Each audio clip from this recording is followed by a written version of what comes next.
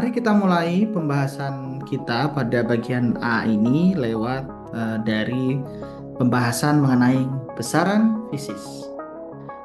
Kita mulai dari cuplikan berita ini. Ini berita dari Kompas TV tahun 1 Februari 2022. Viral, netizen ngeluh minyak goreng 2 liter ditimbang tak sampai 2 kilogram. Begini loh penjelasannya. Nah, oke, di sini saya menggarisbawahi tiga hal, yaitu pertama viral, yang kedua adalah minyak goreng 2 liter ditimbang tidak sampai 2 kilogram. Oke, di sisi lain ini mungkin terdengar lucu ya kalau dilihat gitu ya. Saya nggak tahu Anda setelah melihat berita ini dan pada saat melihat video ini dan melihat berita ini apa yang Anda rasakan atau Anda mungkin mengalami ketika ini tuh viral itu di tahun 2022 beberapa tahun yang lalu ya. Jadi ada dan ini saya sempat mengalami saya ingat gitu ya. Ada yang mengeluh membeli minyak goreng 2 liter ya, tapi kemudian dia menimbang. Ketika ditimbang ternyata masanya itu tidak sampai 2 kilogram. Itu di situ ada keterangan gambarnya ya. Ada juga captionnya, harganya bikin menangis, isinya bikin nyesek, subsidi minyak nyatanya nggak bisa dinikmati semua orang. Saya waktu itu mungkin kalau kita nggak tahu konteksnya kita agak bingung juga. Ternyata konteksnya ada di sini. Ini 1848 karena yang diekspektasikan itu adalah 2000 gram ya, 2 kilogram. Ternyata tidak.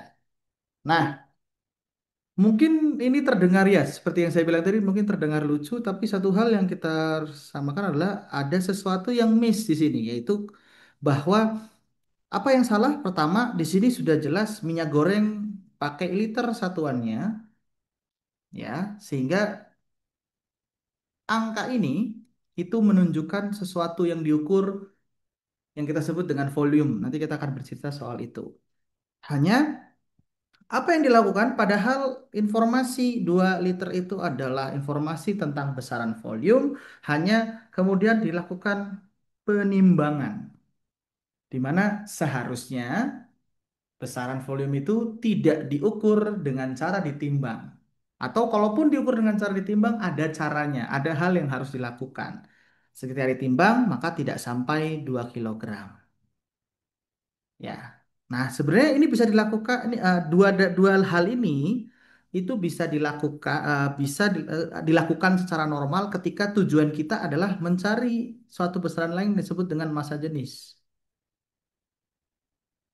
Ya, pernah dengar ya? Saya yakin Anda pernah dengar semua massa jenis yaitu rapat volume, rapat massa persatuan volume. Di mana dengan kita mengetahui volume massa dari suatu benda. Lalu kemudian kita tahu volumenya, maka kita bisa mendapatkan massa jenis. Dan kita bisa pakai besaran massa jenis untuk membandingkan massa dengan volume terkait dengan sebuah zat yang sama gitu ya. Tapi di sini yang dikeluhkan adalah soal ini kok nggak sama dengan 2 kilogram. Berarti ada yang miss itu tentang massa jenis minyak itu tidak sama dengan massa jenis yang mungkin diketahui sebelumnya yaitu air. Karena yang kita tahu kalau 2 liter itu 2 kilogram itu adalah air. Ya. Nah, artinya nggak perlulah kita jauh-jauh belajar fisik istilah berfisika dulu ke yang susah-susah. Kita mulai dari hal-hal yang apa namanya sederhana seperti ini. Di saya entah ya, entah apa yang dimaksudkan oleh dia bercanda atau tidak. Saya juga lupa intention dari orang yang bikin story ini, posting ini ya. Tapi kalau ini memang terjadi gitu ya, berarti ada sesuatu yang miss gitu loh. Tentang kok ada orang yang bingung ketika minyak goreng 2 liter ditimbang itu tidak 2 kilogram. Berarti ada sesuatu yang miss. Yaitu pengetahuan soal kembali ke kita di awal belajar fisika itu tentang besaran fisis. Apa itu besaran fisis? Besaran fisis itu adalah karakter fisis suatu objek yang dapat diukur. Ya, karakter fisis berarti terlihat, terukur secara fisis gitu ya. Tapi selanjutnya dapat diukur. Ya, dua hal. Nah, kenapa kita butuh membahas ini? Karena sekali lagi, fisika itu mempelajari alam dan dinamikanya. Ya. Untuk mempelajari alam dan dinamikanya, ya kita harus mempelajari karakter dari alamnya. Nah, di fisika, limitasinya itu adalah karakter alam yang bisa dipelajari oleh fisika itu adalah karakter fisis, di mana terbatas oleh ruang dan waktu. Bisa dilokalisasi atau dikarakterisasi ruang dan waktu. Ya, dan ya tentu saja dapat diukur. Nah, karena kalau nggak bisa diukur, ya kita nggak bisa dapatkan datanya untuk mempelajari alam dinamikanya. Contohnya, kita punya banyak contoh yaitu panjang tadi ya, waktu, massa, lalu kemudian dengan mengukur panjang di tiga dimensi yang berbeda, kita bisa dapatkan volume, dengan volume dan massa kita bisa dapatkan densitas, dan seterusnya. Nah, itu besaran fisis. Nah, untuk mendapatkan besaran fisis, untuk mendapatkan nilai kuantisasi atau pengukuran dari suatu karakter fisis dari suatu objek, maka perlu dilakukan pengukuran. Harus diukur untuk mengkuantifikasi besarannya. Nah, tapi kalau kita cuma mau mengukur, nah kegiatan pengukurannya itu juga harus disesuaikan dengan besaran yang diukur. Nah, untuk juga mendapatkan hasil kuantifikasi yang dapat dibandingkan, gitu ya, maka perlu juga konsep yang namanya satuan sebagai standar pengukuran. Ya, karena sekali lagi tadi ya, tadi sudah jelas ya di berita yang tadi, ya, sudah jelas di berita yang tadi, minyak goreng 2 liter, satuannya adalah liter, ditimbang tidak sampai 2 kilogram, satuannya adalah kilogram. Kilogram dan liter itu sudah jelas satuannya berbeda. Karena satuannya berbeda, maka di antara dua satuan tersebut, dua besaran ini, itu pasti harus ada yang namanya faktor konversi.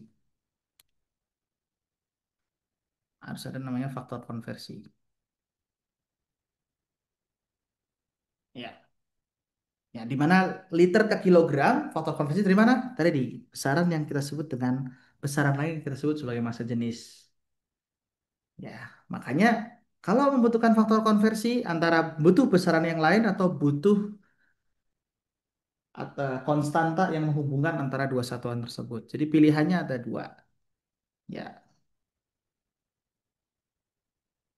itulah yang kita akan pelajari di awal ini.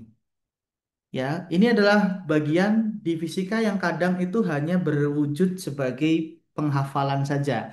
Besaran fisis itu apa segala macam. Padahal kepentingan dari membahas soal besaran, satuan dan pengukuran itu adalah yang paling fundamental. Karena ini sebenarnya ini fisika banget. Fisika itu ya tentang ini.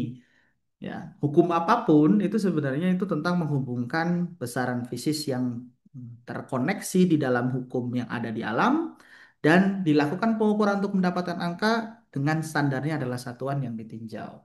Nah, kalau kita bicara soal standar, ya tentu saja nggak bisa standar itu dibikin terlalu terbuka, ya. Biasanya ada kan kalau kita bicara, wah ada kamu tuh standar ganda. Standar ganda itu pasti tidak diinginkan karena nggak jelas. Apalagi kalau fokusnya adalah membahas soal kuantitas suatu besaran yang bisa berujung kepada yang mana yang benar, yang mana yang salah gitu. Ya, oleh karena itu ilmuwan fisika itu kemudian berusaha untuk membuat yang namanya sistem satuan internasional. Walaupun tidak semua negara akhirnya menggunakan sistem ini. Tapi secara internasional itu sudah disepakati yang kita sebut sistem satuan internasional. Sejarahnya cukup panjang dari mulai 1789 hingga akhirnya didapatkan the International System of Units ya di mana ini mendefinisikan satuan internasional untuk 7 besaran pokok. Apa itu besaran pokok? Nanti kita akan bahas. Nah, berhenti di 1921 tapi tidak berhenti sampai situ. Hingga sekarang pun ilmuwan fisika masih terus mencari standar dari setiap satuan atau units untuk besaran-besaran yang ada di dunia ini.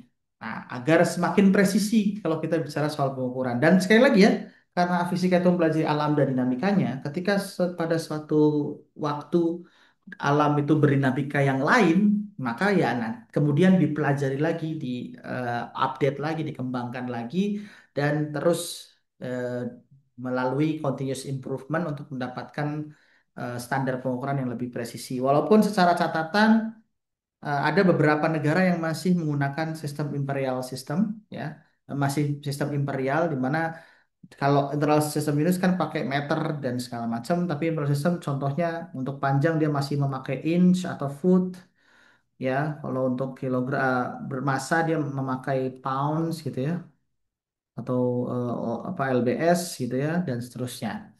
Itu masih digunakan. Biasanya untuk temperatur kita bisa pakai Kelvin, tapi dia udah pakai Fahrenheit. Ya, ada juga sistem yang lain yang menggunakan Rankine atau apapun itu sesuai dengan kebutuhan yang ada. Tapi sekali lagi berbeda satuan, berbeda standar itu akan bisa saling dihubungkan dengan kita menggunakan yang namanya faktor konversi. Nah, berkaitan dengan itu, apa yang sebenarnya ditetapkan oleh sistem satuan internasional yaitu mendefinisikan beberapa besaran yang yang merupakan besaran pokok atau base units. Di mana seperti Anda bisa lihat di slide ada 7, itu waktu, panjang, massa, kuat arus listrik, temperatur thermodynamics, ya, jumlah zat dan juga intensitas cahaya. Di mana Anda bisa lihat definisi dari satuan dan apa satuannya, apa simbolnya gitu. Dan ini simbolnya itu simbol standar ya, simbol ini mungkin bisa di buku beberapa harusnya memakai simbol yang sama gitu ya karena simbol standar. Tapi tidak pun selama didefinisikan simbol itu hanya pengganti saja. Nah, ya Anda bisa lihat di video di slide ini atau slide yang Anda download dari Teams. Nah, besaran pokok ini adalah besaran yang menjadi standar, artinya besaran yang pada hasilnya harus diukur secara bisa diukur secara langsung ya, standar. Karena dengan mengkombinasi atau kombinasi dari beberapa besaran standar akan membentuk besaran baru yang kita sebut dengan besaran turunan. Jadi besaran turunan itu adalah besaran yang diperoleh dari kombinasi besaran pokok. Contoh yang tadi adalah massa, ya, 2 kilogram tadi yang disebutnya itu disebut dengan ya apa besaran massa, itu adalah besaran pokok. Hanya volume tadi itu adalah besaran turunan juga karena dia ada pengukuran panjang untuk 3 dimensi. Ya, volume itu sudah besaran turunan. Nah, kalau kita bisa definisikan besaran yang lain itu massa jenis di mana massa dibagi dengan volume itu juga besaran turunan. Ya, jadi besaran turunan itu jenisnya banyak. Nah, ini yang paling baru ya update. Tadi kan saya sampaikan bahwa sistem satuan internasional awalnya ditemukan di 1971, tapi setelah itu terus-menerus mengalami definisi yang baru ya, terkumpul terkait dengan satuan. Untuk yang terakhir saya belum update kembali ya untuk di dekat-dekat 2020-an sekarang. Apakah sudah ada definisi itu belum? Mungkin kalau ada nanti bisa kita update di kelas. Ya, pada tanggal 2019, 16, maaf, 16 November 2018 di Versailles, Prancis telah disepakati oleh 60 negara ada definisi baru untuk satuan internasional.